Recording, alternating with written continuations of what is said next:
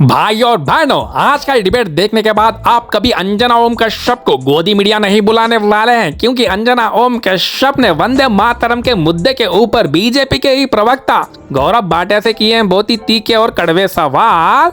तो डिबेट होने वाले है बवाल। तो डिबेट को पूरा देखे और जाते जाते लाइक कमेंट शेयर कीजिए। आइए देखते हैं, बैठचंद मजा आएगा। गौरव भाटिया जी, अब वंदे मातरम पर तो प्रतिक्रियाएं परसों तरसों भी आई थी, फिर उस पर बहस भी हुई। अब ये नए सिरे से क्या है? क्योंकि कांग्रेस पार्टी का स्टैंड तो क्लियर दिख रहा है। अगर मल्लिकार्जुन खड़गे की मौजूदगी में गोवा में सिर्फ 2 स्टांजा गाए जा रहे हैं तो उनका तो ठीक है। अब तो गेंद पूरी तरह से आपके पाले में है। अगर ये कानून का नए कानून के संशोधन के बाद उल्लंघन है तो फिर कानूनी कार्रवाई होनी चाहिए, और नहीं तो फिर क्या सिर्फ पॉलिटिक्स के लिए इस मुद्दे को उठाया जा रहा है?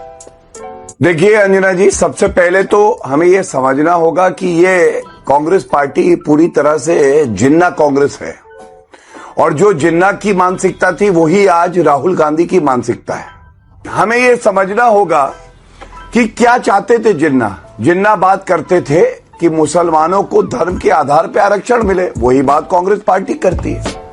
आज सवाल क्या ये नहीं पूछा जाएगा संविधान संविधान संविधान राहुल गांधी कहते हैं।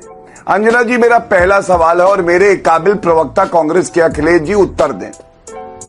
आप ये बताइए, अगर संसद में एक कानून पारित होता है, अनुच्छेद 245 और 246 पढ़ लीजिएगा, और ये कहा जाता है कि आपको वंदे मातरम का सम्मान करना है। ये एक कानून है भारत का। आपको अच्छा लगे ना अच्छा लगे, आप ये कोई नहीं होते कहने वाले कि हम 6 छंद इसके जो है वो नहीं गाएंगे या हम सम्मान नहीं देंगे। तो ये भारत है, ये संविधान से चलेगा ना, ये कुरान से तो नहीं चल सकता है, शरिया कानून से तो नहीं चल सकता है। आप मुझे बताइए अंजना जी, ये बड़ा प्रश्न है। अगर इनको मेरे सवाल का आपने गौरव जी जवाब नहीं दिया तो देश के लिए कौन भक्ति दिखाएगा? मेरे सवाल का आपने जवाब नहीं दिया। आप पूछ सकते कि अगर कानून में संशोधन के बाद कानूनी मामला बनता है तो फिर वो कानूनी मामला करने में आप लोग क्यों डर रहे हैं? आपको लग रहा है कि बैकलैश होगा इसका? किस बात का बैकलैश होगा? अंजना जी, 15 अगस्त को आपने देखा था क्या हुआ था। सोनिया गांधी कैसे घबरा गई थी कि अगर पूरे वंदे मातरम में वो खड़ी रह जाएंगी तो उनका मुस्लिम वोट बैंक खिसक न जाए। आपत्ति किसको थी वंदे मातरम से? तब अंग्रेजों को थी, आरएसएस को थी, हिंदू महासभा को था और मुस्लिम लीग को थी।